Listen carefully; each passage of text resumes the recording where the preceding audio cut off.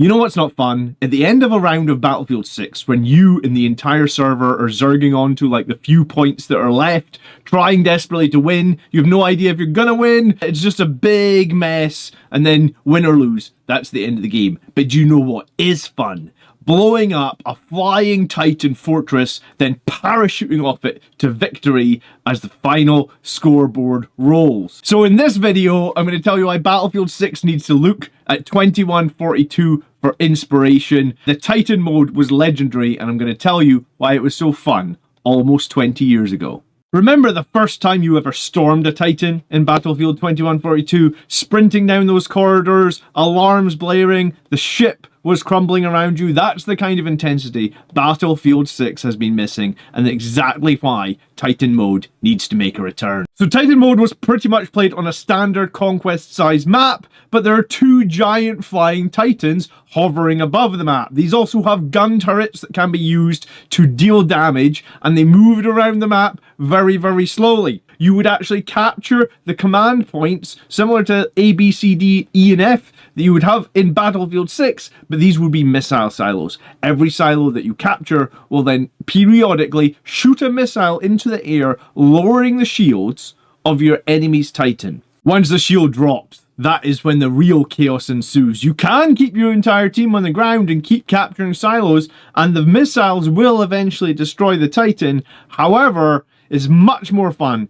to take to the skies with the dropships or the APC and launch yourself into the midst of the enemy's Titan's defenses. For me and my friends who played it, what made Titan mode special wasn't just the scale. I know a lot of people are asking for bigger maps in Battlefield 6, but it was how everything worked together. Pilots weren't just flying and showing off, they were actually defending the airspace around your Titan.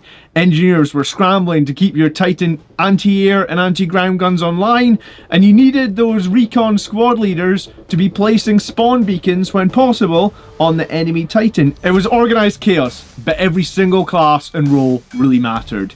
When the Titan shields went down, the map instantly switched into this close combat warfare inside the flying fortress. Inside the flying fortress, there was 4 choke points that each team could try and defend, and if they defended successfully, you could not breach the reactor door. However, if the choke points were to be destroyed, the Titan's reactor door would be open, and it would pretty much take a few well-placed missiles to gain victory for your team. With the Titan core exploded and the Titan still swarming with enemies, the question was then, could you make it from the core to the launch bay and jump to freedom without taking the death and worsening your KD? Battlefield for me has always been more than just firefights. It's been teamwork and scale. Imagine Titans, think the aircraft carriers for the Avengers, hovering above the New York map with real destructible parts of the Titans.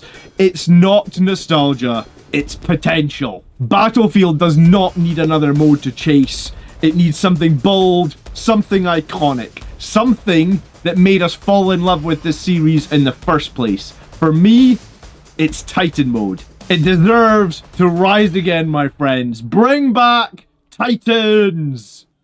If you liked the video, like, subscribe, comment, share with a friend. Bye!